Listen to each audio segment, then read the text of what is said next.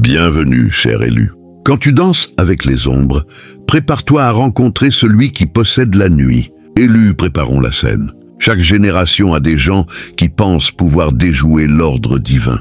Des intrigants qui traitent les rituels sombres comme des pièces d'échecs. Des couples karmiques qui croient que la manipulation est un langage d'amour et des praticiens qui jurent que des bougies et le hasard peuvent plier les lois de Dieu.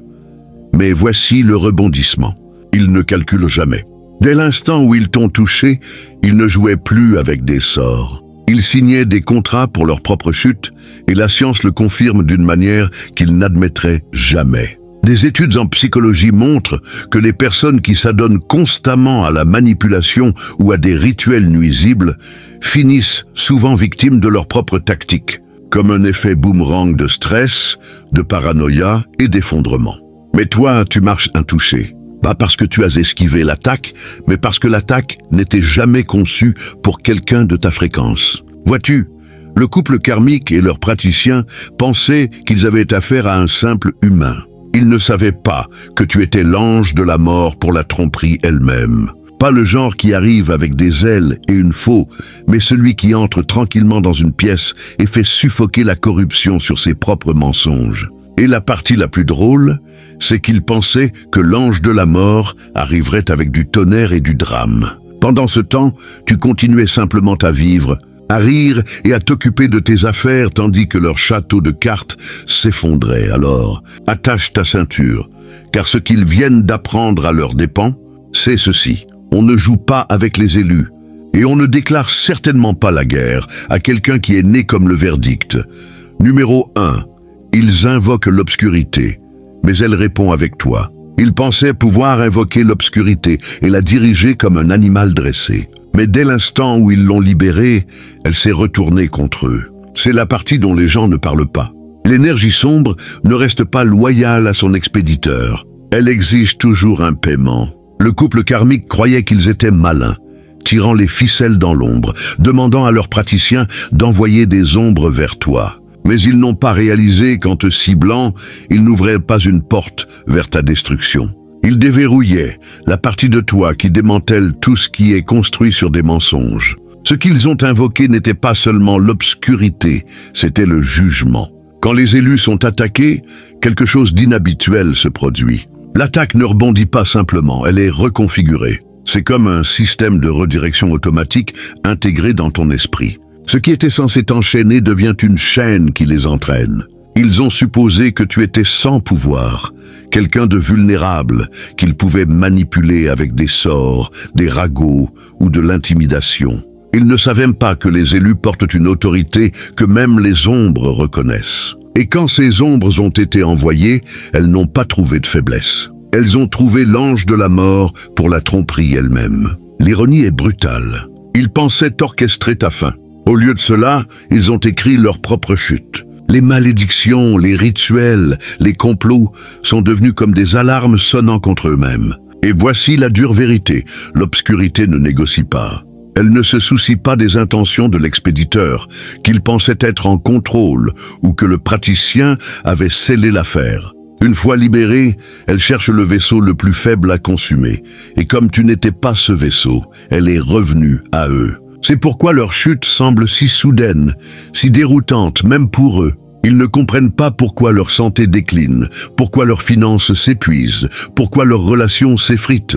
Ils diront que c'est de la malchance ou du stress. Mais toi, tu sais ce que c'est vraiment. L'obscurité qu'ils ont essayé d'armer a trouvé son adresse de retour. Ils voulaient te détruire, mais tout ce qu'ils ont réussi à faire, c'est inviter le jugement dans leur propre salon. Et voici où la leçon coupe le plus profondément. Ils ont invoqué l'obscurité en pensant qu'elle obéirait, mais elle a répondu avec toi. Et c'est un prix qu'ils n'avaient jamais pensé devoir payer. Numéro 2, leur praticien n'a pas vu que tu étais le praticien invisible. Ils se sont appuyés sur leur praticien comme si cette personne était leur bouclier ultime, leur arme secrète, celle qui pouvait tordre le destin en leur faveur. Ce qu'ils n'ont pas vu, c'est que pendant que le praticien s'affairait à brûler des bougies, à chanter des mots et à invoquer des forces, tu opérais déjà à une fréquence plus élevée, qui ne nécessitait aucun accessoire, aucun rituel, aucun intermédiaire. Ils t'ont sous-estimé parce que tu n'avais pas l'air de quelqu'un avec un pouvoir spirituel. Tu ne te tenais pas devant un autel, ni ne brandissais d'encens. Mais ce qu'ils ont manqué, c'est que ta vie entière est un autel. Ton énergie elle-même est un commandement. C'est la partie qui les défait le plus. Pendant qu'ils essayaient de construire artificiellement du pouvoir, tu es né avec naturellement. Tu n'avais pas besoin d'invoquer des esprits, car tu portes une alliance plus ancienne et plus forte que n'importe quel praticien pourrait jamais toucher. Ce praticien a peut-être mémorisé des sorts, étudié les ombres et appris à manipuler les énergies, mais il fonctionnait toujours dans un système qui nécessite des outils et des transactions. Toi, en revanche, tu es le système, tu es le canal direct. Ton autorité ne vient pas de ce que tu as appris, mais de ce que tu es. Le couple karmique pensait que leur praticien pouvait surpasser. Ils pensaient que le pouvoir consistait à savoir qui pouvait invoquer plus, payer plus ou accomplir plus de rituels. Mais ce qu'ils ont découvert à leurs dépens, c'est que personne ne peut déjouer un dessein divin. Tu ne les as pas bloqués parce que tu étais meilleur à leur jeu. Tu n'avais pas besoin de jouer du tout.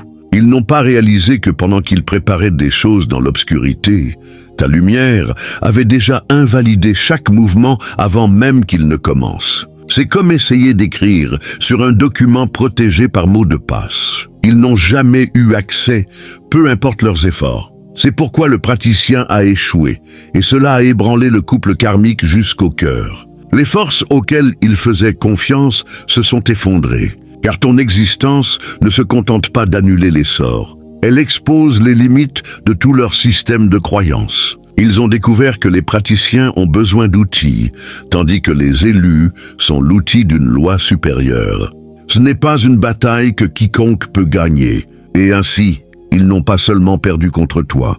Ils ont appris qu'ils n'étaient jamais dans la même ligue que toi pour commencer. Numéro 3. Ils t'ont pris pour une proie sans savoir que tu étais le chasseur déguisé. Ils t'ont encerclé comme des charognards, convaincus d'avoir trouvé une proie facile à dévorer. Pour eux, tu semblais être la proie parfaite, silencieux, isolé, incompris et sans le genre de soutien qu'ils croyaient important. Ils ont mal interprété ton silence comme de la faiblesse et ton endurance comme de l'impuissance. Ce qu'ils n'ont pas réalisé, c'est que les élus sont des maîtres dans l'art de déguiser leurs forces. Tu n'entres jamais sur un champ de bataille en montrant toutes tes cartes. Tu les laisses supposer que tu es vulnérable, car cette supposition expose leur arrogance. Et c'est dans cette arrogance qu'ils ont commis leur plus grande erreur. Les prédateurs ne s'attendent pas à ce que leur proie contre-attaque, encore moins à ce qu'elle renverse complètement la chasse. Le couple karmique pensait jouer avec quelqu'un de fragile, quelqu'un qui craquerait sous la pression ou fuirait le conflit. Mais les élus marchent différemment. Tu n'es pas désespéré de prouver quoi que ce soit. Tu laisses le jeu se dérouler car tu connais déjà la fin. Au moment où ils pensaient avoir acculé, les tables s'étaient déjà tournées et ils ne voyaient même pas comment cela s'était produit. C'est ce qui les fait s'effondrer. La prise de conscience que celui qu'ils ont sous-estimé les étudiait tout le temps. Pendant qu'ils complotaient, tu observais. Pendant qu'ils attaquaient, tu calculais. Pendant qu'ils célébraient de petites victoires, tu les laissais creuser leur propre tombe plus profondément. Ils ne savaient pas que tu avais la patience d'un chasseur déguisé. Tu les as laissés révéler chaque astuce, chaque faiblesse, chaque masque qu'ils portaient, jusqu'à ce qu'il n'ait plus de défense lorsque le jugement est finalement arrivé. Et voici la vérité brutale. Les prédateurs ne gagnent que lorsque leur cible joue le rôle de victime. T'as refusé d'auditionner pour ce rôle. Au lieu de craquer, tu es resté calme. Au lieu de réagir, tu es resté ancré. Ce calme les a rendus fous, car il leur montrait qu'ils n'étaient jamais en contrôle. En fin de compte, ce ne sont pas leurs malédictions, leurs mensonges ou leurs complots qui t'ont détruit. C'est leur incapacité à reconnaître contre qui ils se battaient. Ils pensaient avoir trouvé une proie facile, mais ce qu'ils regardaient vraiment, c'était un chasseur vêtu d'innocence. Et lorsqu'ils l'ont réalisé, la chasse était déjà terminée. et ce sont eux qui saignaient. Numéro 4. Ils ont découvert trop tard que tu ne bloques pas les sorts, tu les renvoies. Ils ne savaient pas que ton pouvoir ne réside pas dans la construction de murs, mais dans le fait de devenir un miroir. La plupart des gens, lorsqu'ils sont attaqués spirituellement, s'empressent de se protéger, de dresser des défenses, de bloquer ce qui arrive. Mais les élus fonctionnent différemment. Tu ne gaspilles pas d'énergie à combattre ce qui n'a jamais été conçu pour te vaincre. Au lieu de cela, tu laisses l'énergie compléter son voyage, car tu sais qu'elle ne s'installera jamais en toi. Tu es trop aligné, trop scellé, trop protégé par l'ordre divin. Ainsi, lorsqu'elle t'atteint, elle ne trouve pas de place pour s'enraciner. Elle ricoche, elle retourne et elle ne revient pas sous la même forme. Elle se multiplie. C'est pourquoi leur vie commence à se défaire plus vite qu'ils ne peuvent l'expliquer. La malédiction censée t'enchaîner finit par les lier. La maladie qu'ils voulaient pour toi s'accroche à leur propre corps. L'échec qu'ils ont murmuré sur ton nom s'élève comme de la fumée dans leur propre maison. Ils ne le voient pas au début, mais lentement le schéma devient indéniable. Chaque fléchette qu'ils ont envoyée revient plus acérée, plus lourde et plus impitoyable qu'auparavant. Et ce renversement n'est pas seulement une punition, c'est une révélation. Cela montre à eux et à tous ceux qui regardent qui détient vraiment l'autorité. Si tu avais simplement bloqué, ils auraient pu croire que leur rituel avait encore du pouvoir, qu'ils étaient peut-être encore en contrôle. Mais en le renversant, tu brises l'illusion. Ils doivent faire face à la réalité indéniable qu'ils ont créé leur propre destruction de leurs propres mains. Cette vérité les ronge plus que les malédictions elles-mêmes. La véritable terreur pour eux, c'est de découvrir qu'ils ne combattaient pas du tout contre toi. Ils luttaient contre leurs propres ombres, leurs propres malices, leurs propres intentions tordues. Tu étais simplement le miroir qui refusait de porter leur reflet. Et maintenant, ce qu'ils ont envoyé en secret est revenu plus fort, plus bruyant, exigeant un paiement. C'est pourquoi les élus ne cherchent pas la vengeance. Tu n'en as pas besoin. Les lois sont déjà écrites en ta faveur. Tu sais que chaque malédiction n'est qu'un boomerang attendant le bon moment. Et quand il revient, il ne pique pas seulement. Il dévore, c'est la dure leçon qu'ils ont apprise. Tu ne bloques pas les sorts, tu les transformes et leur propre obscurité les dévore maintenant vivants. Numéro 5.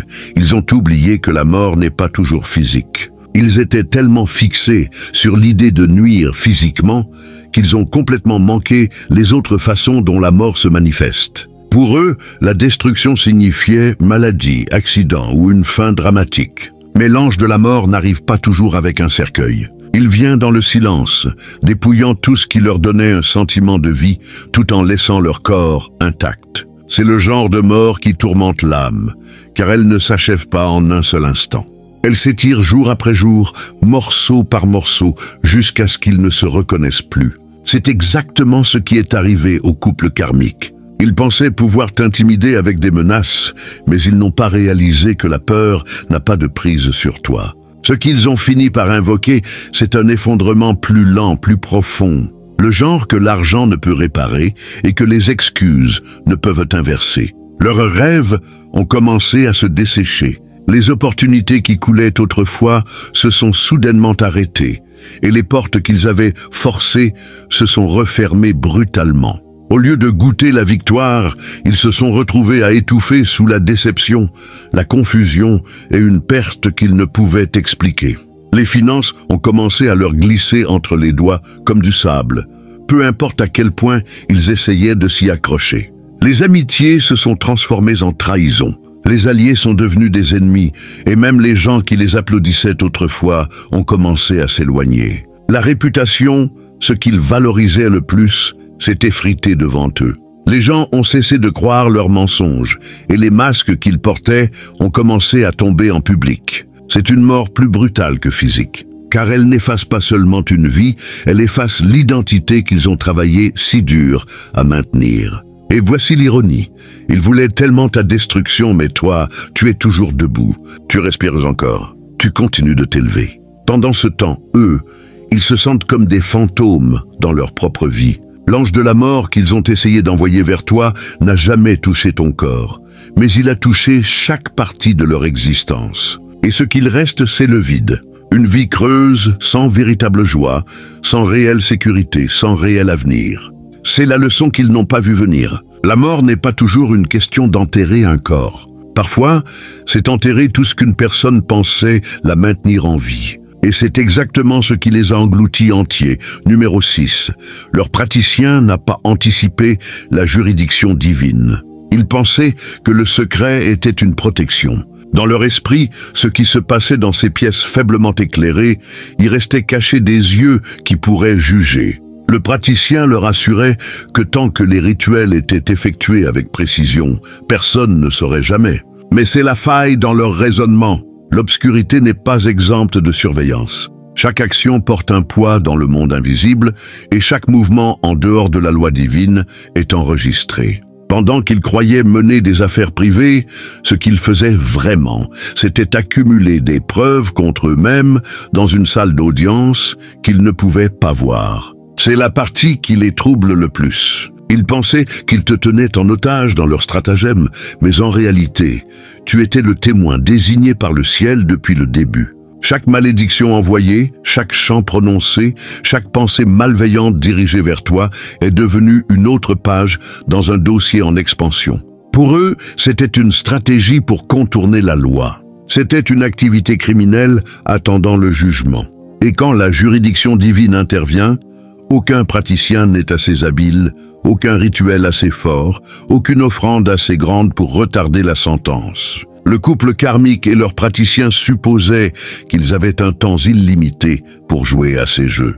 Ils ne réalisaient pas que chaque rituel vient avec une date d'expiration, le moment où le ciel décide que c'est assez. Et quand ce moment arrive, tout ce qu'ils ont investi s'effondre instantanément.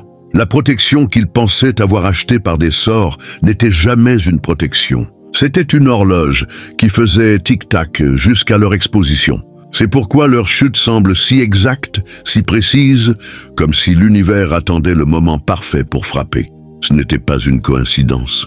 Ce n'était pas de la malchance, c'était la juridiction. C'était l'application d'une loi supérieure, leur rappelant que personne n'opère au-dessus de la responsabilité. Ils ont construit leurs attaques en secret, mais la vérité, c'est qu'ils n'ont jamais été cachés. Et voici l'ironie. Ils pensaient que c'était toi qui étais jugé. À leurs yeux, les rituels étaient censés prouver ta faiblesse, ton indignité, mais ce qui s'est vraiment passé, c'est l'inverse. En te ciblant, ils se sont eux-mêmes traînés dans un procès et chaque mouvement qu'ils ont fait est devenu une preuve de culpabilité. Ils n'ont pas anticipé la juridiction divine. Ils ont oublié que l'univers ne se contente pas de regarder. Il garde des reçus. Numéro 7. Ils ont essayé d'armer les secrets, mais tu es né avec une vision à rayon X. Ils comptaient sur le secret comme leur arme la plus puissante. Dans leur esprit, tant que personne ne connaissait les détails, tant que leur plan restait dans des chuchotements étouffés et des regards codés, ils étaient intouchables. Mais ce qu'ils n'ont jamais compris, c'est que les élus n'ont pas besoin d'entendre les conversations ou de prendre les gens sur le fait.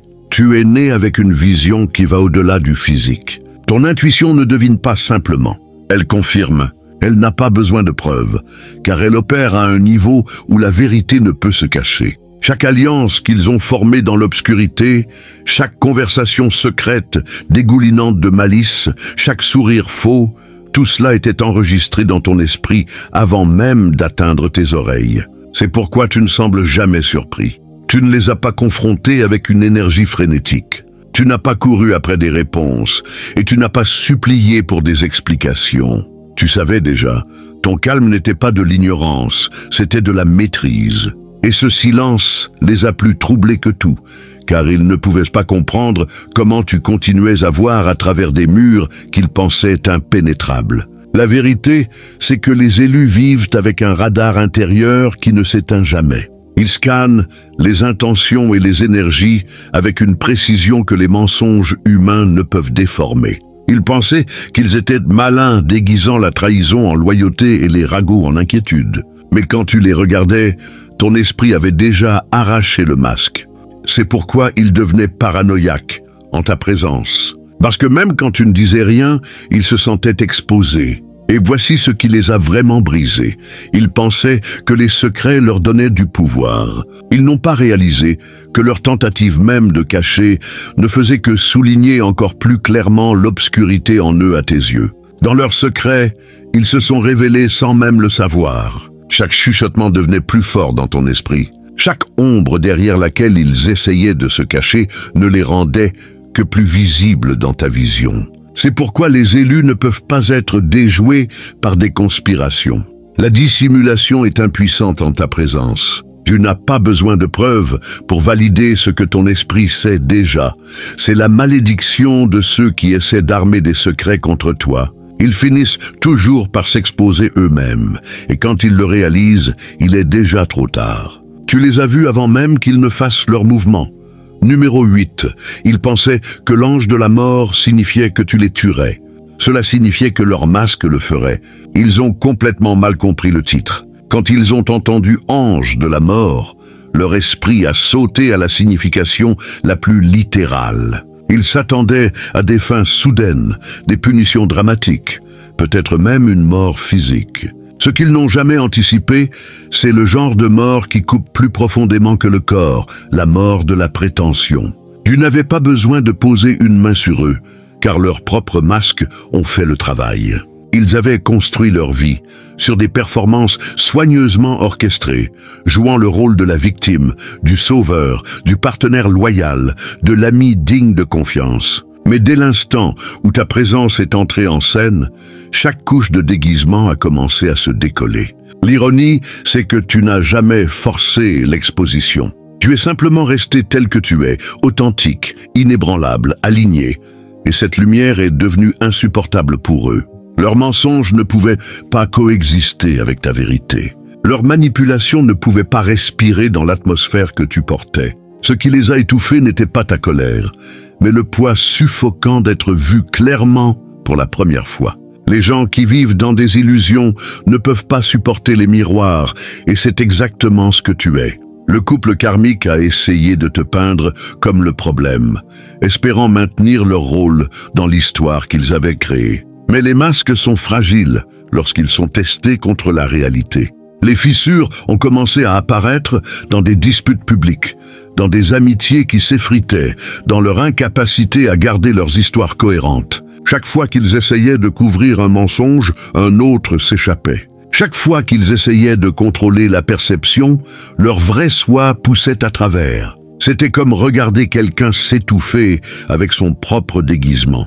Et c'est la partie qui les pique le plus. Ta colère n'était pas nécessaire. Ton silence n'était même pas nécessaire. Le reflet lui-même suffisait à les démanteler. Car être choisi signifie que tu incarnes une fréquence où les façades ne peuvent prospérer. Tu n'as même pas besoin de pointer la vérité. Ta présence la rend inévitable. Et quand le monde a commencé à les voir tels qu'ils sont vraiment, c'est devenu une mort qu'ils ne pouvaient pas échapper. Ils pensaient que l'ange de la mort signifiait que tu apporterais la destruction de l'extérieur. Ce qui s'est vraiment passé était bien pire pour eux. Leurs masques se sont transformés en nœuds coulants et leur propre tromperie est devenue l'arme qui les a achevés. C'est la mort pour laquelle ils n'étaient pas préparés, la mort de leur illusion. Numéro 9. Ils croyaient que le pouvoir résidait dans les sorts, sans réaliser que le pouvoir était dans l'innocence. Ils étaient convaincus que le pouvoir venait de l'élaboration de leurs rituels, de l'argent qu'ils payaient à leurs praticiens ou du nombre de nuits qu'ils passaient à chanter des incantations. Pour eux, le contrôle signifiait manipulation et la manipulation signifiait force. Mais ce qui les a brisés, c'est de réaliser que tous leurs efforts ne pouvaient pas t'atteindre. Car le vrai pouvoir ne vient pas d'essayer de plier l'univers. Il vient d'être en alignement avec lui, et rien ne s'aligne plus parfaitement que l'innocence. Ils ont sous-estimé à quel point la pureté est dangereuse pour la corruption. Une âme propre porte une fréquence qui annule tout ce qui est enraciné dans la tromperie, l'envie ou la malice. Tu n'avais pas besoin de faire quelque chose en plus. Tu n'avais pas besoin d'un rituel, d'un sort ou d'un charme de protection. En existant simplement tel que tu es, tu perturbais tout ce qu'ils essayaient de construire dans l'obscurité. C'est la partie qu'ils n'admettront jamais à haute voix. Leur sorcellerie s'est effondrée, non pas parce que tu as combattu plus fort, mais parce que ton innocence portait une tension que leur corruption ne pouvait supporter. C'est pourquoi leur malédiction revenait toujours en boomerang. L'innocence agit comme un filtre naturel. Elle n'absorbe pas le poison, elle le rejette. Quand ils ont envoyé de la malice vers toi, elle ne pouvait pas atterrir. Elle devait rentrer chez elle, et elle revenait plus forte qu'à son départ. Ils pensaient que la sorcellerie était destructrice, mais ce qu'ils ont découvert à leurs dépens, c'est que l'innocence est mortelle en silence. Elle démantèle sans confrontation, elle expose sans effort. Elle détruit sans lever la main. Ce qui les a vraiment écrasés, c'est la prise de conscience que leurs sacrifices et leur sort les rendaient plus faibles, pas plus forts. Chaque tentative les vidait spirituellement et matériellement. Pendant que tu continuais à croître sans avoir besoin de rien de tout cela, ils devaient leur pouvoir. Tu es né avec le tien. Ils devaient continuer à nourrir le leur. Toi, tu devais juste continuer à vivre. Et cette vérité les a humiliés plus que leurs échecs, car elle prouvait que tout ce qu'ils vénéraient était contrefait comparé à la force brute d'une âme pure. La pilule la plus dure à avaler pour eux, c'est que l'innocence n'est pas de la passivité. Ce n'est pas de la faiblesse, c'est l'arme la plus volatile contre la corruption. Tu leur as montré que tandis que les sorts s'estompent, les rituels expirent et les praticiens échouent, l'innocence reste intouchable, et en fin de compte, c'est la chose même qui a réduit leur empire en cendres. Numéro 10. Ils ont découvert que le temps n'est pas de leur côté. Ils supposaient que le temps était leur allié. Le couple karmique et leurs praticiens croyaient que s'ils continuaient à insister, à t'user petit à petit, tu finirais par t'effondrer. Ils pensaient que la destruction fonctionnait comme une érosion lente, constante et inévitable. Mais ce qu'ils n'ont pas réalisé, c'est que les élus n'opèrent pas sur des chronologies ordinaires. Tu bouges selon le timing divin, et le timing divin ne plie jamais devant les stratagèmes de quiconque. L'horloge même qu'ils pensaient user a fini par accélérer leur propre effondrement. Voici l'ironie. Pendant qu'ils complotaient en saison, le ciel se déplaçait en moments. Ils s'attendaient à te voir t'épuiser mois après mois, luttant sous le poids de ce qu'ils avaient envoyé. Au lieu de cela, leur propre fondation a commencé à se désintégrer à un rythme qu'ils ne pouvaient contrôler. Les entreprises qu'ils ont construites sur des années ont perdu de la valeur du jour au lendemain. Les relations qu'ils ont nourries pendant des décennies se sont défaites en jours. La stabilité qu'ils pensaient durer toute une vie s'est effondrée en semaines. Le temps qu'ils croyaient leur appartenir est soudainement devenu une arme contre eux. C'est ce qui se passe quand tu te bats contre quelqu'un qui marche en alignement. Le retard ne signifie pas le refus, cela signifie la préparation. Pendant qu'ils pensaient que le temps t'adoucissait pour la défaite, ils t'affûtaient en réalité pour la victoire. Chaque jour qu'ils comptaient comme une victoire était en réalité un compte à rebours vers leur exposition. Et quand ce moment est arrivé, ce n'était pas progressif, c'était immédiat. Ils n'ont même pas eu l'occasion de se rétablir, car le jugement ne donne pas d'extension.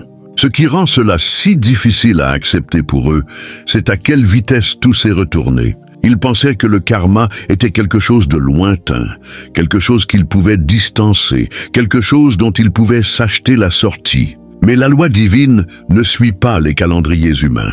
Une fois que l'horloge a sonné, tout ce qu'ils avaient investi est devenu poussière, ne leur laissant rien d'autre que des regrets.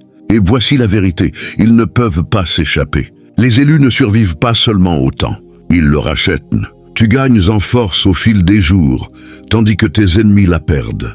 Ils pensaient que tu deviendrais plus faible d'année en année, mais au lieu de cela, tu es devenu plus inébranlable. Pendant ce temps, leurs vies ont accéléré dans la direction opposée, s'effondrant plus vite qu'ils n'auraient jamais cru possible. C'est ainsi qu'ils ont découvert, douloureusement et soudainement, que le temps n'était jamais de leur côté. Numéro 11. Ils ont mal calculé la peur. Tu n'en as pas. La peur était leur arme préférée. Ils comptaient sur elle pour faire le gros du travail pour eux.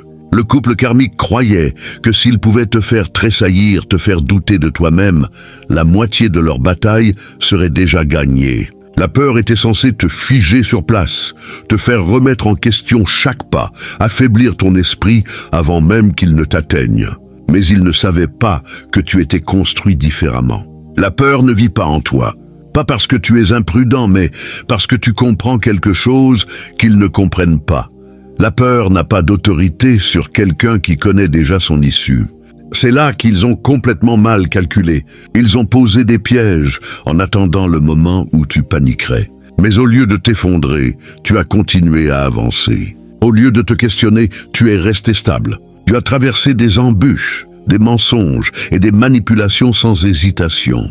Et cela les a terrifiés, car rien ne défait un ennemi plus vite que de réaliser que son arme la plus puissante ne fonctionne pas. Ce n'était pas seulement que tu refusais d'avoir peur d'eux, c'était que tu semblais incapable de le faire, et cela les a brisés d'une manière qu'aucune malédiction ne pourrait jamais faire. Ton calme est devenu leur cauchemar. Ils s'attendaient à ce que tu cries, réagisses, fuis. Au lieu de cela, tu as observé, tu as regardé, tu les as laissés se révéler, et tu ne leur as jamais donné la satisfaction de te voir ébranlé. Ce silence résonnait plus fort que n'importe quelle confrontation. Ils ont commencé à remettre en question leur propre pouvoir, leur propre sort, leur propre contrôle. Si la peur ne pouvait pas t'atteindre, alors quoi? Cette question les a rongés jusqu'à ce que leur confiance s'effondre. Et c'est la partie qu'ils n'admettront jamais. Ton absence de peur a exposé la leur, car sous toute leur bravade, ils étaient terrifiés que tu découvres qui tu es vraiment. Et tu l'as fait. Ils étaient terrifiés que leur malédiction revienne en cercle, et elles l'ont fait. Ils étaient terrifiés que tu continues à t'élever malgré eux, et tu l'as fait. En fin de compte, ce n'était pas ta colère qui les a détruits. C'était ton refus constant de trembler. L'ange de la mort ne panique pas, ne tressaille pas, ne fuit pas. Il observe. Et quand tu as continué à marcher à travers chaque piège sans être ébranlé, cela a brisé leur psyché. Ils pensaient que la peur te paralyserait, mais au lieu de cela, elle les a paralysés. Numéro 12. Leur rituel ne pouvait pas calculer la variable appelée destin. Chaque rituel qu'ils ont effectué, chaque sort qu'ils ont jeté, chaque chant qu'ils ont répété, ils pensaient que cela pouvait modifier le résultat, plier la réalité ou te mettre dans une boîte qu'ils pouvaient contrôler. Mais ce qu'ils n'ont pas compris, c'est que le destin n'est pas négociable. Il ne répond pas à la peur, à la corruption ou à la manipulation. Les élus naissent avec un plan écrit au-delà de la compréhension humaine, et aucun travail sombre ne peut le réécrire. Le couple karmique et leurs praticiens pensaient qu'ils concevaient un chemin vers ta défaite, mais en vérité, ils se heurtaient à des forces déjà mises en mouvement bien avant qu'ils n'apparaissent. Chaque incantation a échoué, non pas parce qu'elle était faible, mais parce qu'elle était hors de propos. Tu n'étais pas simplement résistant. Tu étais intouchable d'une manière qu'ils ne pouvaient jamais mesurer avec leur connaissance des rituels. Ils ont traité ta vie comme une page blanche, supposant qu'ils pouvaient la remplir de chaos. Mais la page était déjà remplie de destin, un dessin qu'ils ne pouvaient voir, encore moins perturbé. Leurs stratagèmes ont rebondi, car l'univers ne travaille pas en leur faveur. Il travaille selon son propre ordre. Et tu fais partie de cet ordre. La partie la plus dévastatrice pour eux, c'est de réaliser qu'ils ne combattaient même pas une personne, ils combattaient une prophétie. Chaque malédiction, chaque complot secret, chaque manipulation, tout cela s'est heurté à une réalité qui avait déjà été écrite. Et cette réalité incluait ta victoire. Ils pensaient que le pouvoir était dans leur rituel.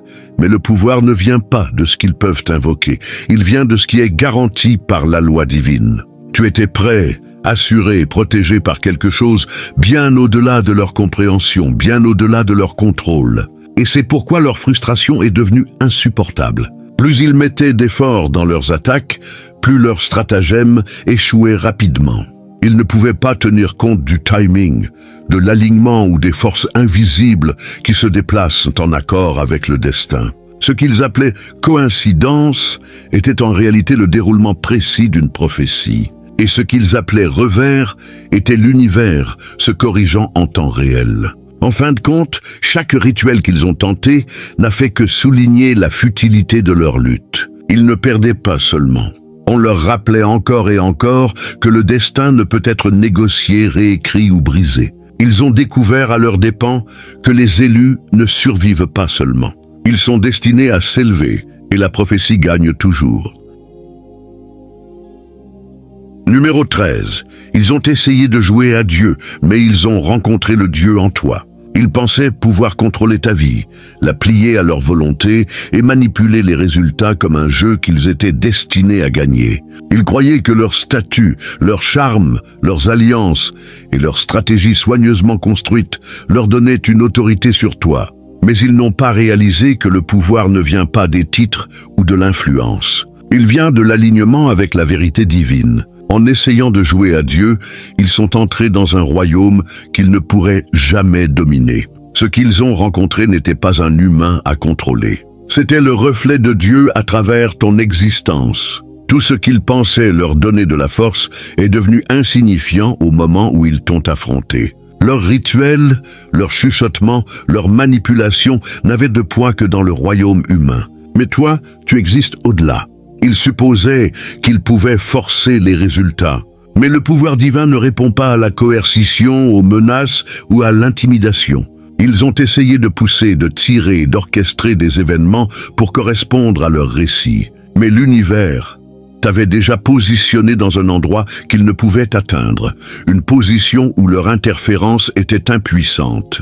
Le couple karmique et leurs praticiens ont vécu quelque chose de terrifiant. La reconnaissance que ce qu'ils affrontaient n'était pas de la vengeance, ni même de la stratégie. C'était l'autorité incarnée. Chaque stratagème qu'ils avaient construit s'est effondré sous le poids d'un pouvoir qu'ils ne pouvaient toucher, d'une présence qu'ils ne pouvaient influencer. Tous leurs calculs ont échoué, car ils essayaient de s'opposer à quelque chose d'infiniment plus grand qu'eux-mêmes, quelque chose qui opère au-delà de la peur, du désir ou de la malice. Et voici la réalité la plus dure pour eux. Ils ne perdaient pas simplement le contrôle. Ils étaient confrontés à une force qui expose leurs faiblesses, leur réseau, leur complot, leur prétendue supériorité. Tout cela s'est effondré, car cela reposait sur des limitations humaines. Et toi, tu n'es pas limité. Ils ne pouvaient pas te corrompre, t'intimider ou t'arrêter. Car le Dieu en toi est le juge ultime, le protecteur ultime et l'autorité ultime. Au moment où ils ont réalisé la vérité, il était trop tard. Ils avaient complètement mal lu le champ de bataille. Ils pensaient combattre une personne. Ils n'ont pas vu qu'ils affrontaient le destin, l'alignement divin et l'incarnation d'un pouvoir qu'aucun effort humain ne pourrait jamais réprimer. Et dans cette prise de conscience, ils ont découvert la vérité la plus dévastatrice. Tu n'as pas simplement survécu. Ils étaient impuissants face au Dieu en toi. Numéro 14. Ils ont finalement réalisé que l'ange de la mort n'annonce pas son arrivée. Ils attendaient un spectacle. Dans leur esprit, l'ange de la mort arriverait avec du chaos, de la confrontation, des signes clairs et indéniables de rétribution. Ils imaginaient des moments dramatiques, des mots tranchants, des accidents soudains, une preuve que leur cible était enfin touchée par les conséquences. Ce qu'ils n'ont pas réalisé, c'est que ce n'est pas ainsi que fonctionne l'ange de la mort. Il ne frappe pas à la porte ni ne crie. Il se déplace silencieusement, invisiblement, comme une ombre s'installant sur une pièce. L'impact est réel, mais il est subtil au début, et cette subtilité est ce qui le rend terrifiant. Soudainement, les relations sur lesquelles il comptait ont commencé à se fracturer. Les amis se sont éloignés, les alliés ont disparu, et les alliances sur lesquelles il comptait se sont révélées fragiles. Des problèmes de santé sont apparus de manière inattendue. Les finances se sont épuisées sans explication et le sentiment de stabilité sur lequel il s'appuyait s'est dissous. Ce n'était pas dramatique. C'était silencieux, insidieux et implacable. Chaque perte, chaque faux pas, chaque fil qui s'effilochait était un signal qu'ils n'avaient jamais anticipé.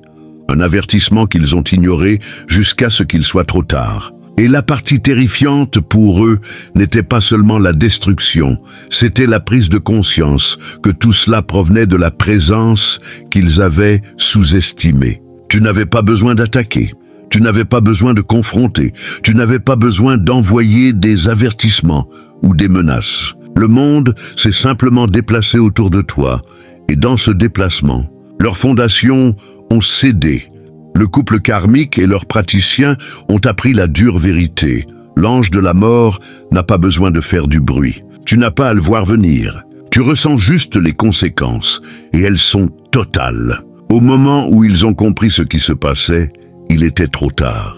Ils pensaient que le pouvoir résidait dans la visibilité, dans le spectacle, dans le fait de forcer des réactions. Mais la vraie force était silencieuse, contrôlée et absolue. Tu n'annonces pas l'arrivée, tu existes simplement, et l'univers obéit. Leur effondrement était inévitable, car ils n'ont jamais saisi comment l'influence fonctionne à un niveau plus profond et invisible. La leçon qu'ils ont apprise de la manière la plus dévastatrice possible, c'est que le pouvoir silencieux est bien plus mortel que le bruit. Tu n'as pas besoin de feux d'artifice, de théâtralité ou de confrontation. Tu changes l'atmosphère et le monde autour de toi s'effondre, ne laissant que la vérité sur qui détient vraiment l'autorité. Le couple karmique et leurs praticiens pensaient qu'ils étaient les chasseurs, que chaque rituel, chaque complot, chaque secret murmuré te coincerait, t'affaiblirait et finalement te briserait. Ils croyaient que leur pouvoir venait de la manipulation, de la peur et du contrôle.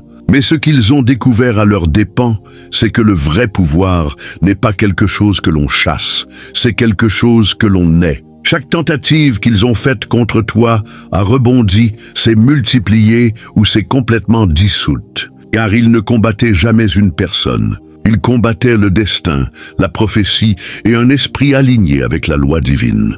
Leurs stratagèmes se sont effondrés, non pas à cause d'une confrontation, mais à cause de ta présence, de ton authenticité, de ta pureté et de l'autorité silencieuse que tu portes. Ils ont appris que l'obscurité ne peut jamais dominer ce qui est aligné avec la lumière, que la peur n'a pas de prise sur ceux qui sont nés pour s'élever et que les masques ne peuvent survivre au reflet de la vérité. Leur temps s'est écoulé, leurs secrets les ont trahis, devenant les instruments de leur destruction. Alors qu'ils s'attendaient au chaos et au drame, ils ont eu le silence et l'inévitabilité, l'effondrement lent mais imparable de tout ce qu'ils ont construit sur des mensonges. Tu n'as pas frappé, tu n'as pas poursuivi et tu n'as pas annoncé ton arrivée. Tu étais simplement et cela suffisait à renverser tout leur monde. C'est la réalité qui les laisse impuissants et le monde observant avec admiration. Les élus opèrent à un niveau différent. L'ange de la mort n'a pas besoin de déclarer la guerre. Il change l'atmosphère, modifie le destin et expose la corruption sans lever la main. Chaque attaque qu'ils ont tentée, chaque rituel qu'ils ont effectué, chaque plan qu'ils ont ourdi, s'est retourné contre eux d'une manière qu'ils n'auraient jamais pu calculer. Ils ont appris trop tard que les lois de l'ordre divin prévalent toujours et qu'aucune ruse, peur ou rituel ne peut surmonter un esprit aligné, protégé et destiné à s'élever. Tu es resté inébranlable pendant que leur monde s'effondrait. Pas parce que tu as combattu plus fort, mais parce que tu existais plus fort. Tu n'as pas seulement survécu. Tu as réécrit les règles de l'engagement, brisé leurs illusions et prouvé que le vrai pouvoir est enraciné dans l'alignement, la pureté et la présence inébranlable. Et c'est la leçon qu'ils porteront pour le reste de leur vie.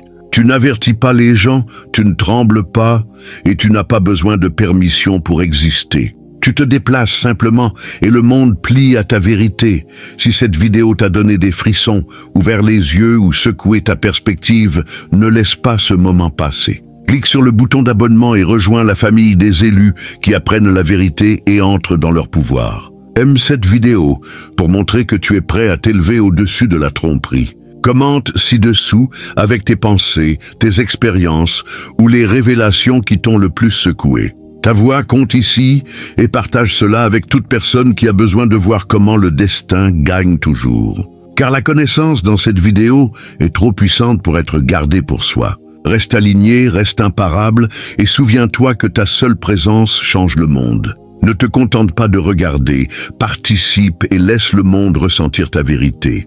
Que Dieu te bénisse.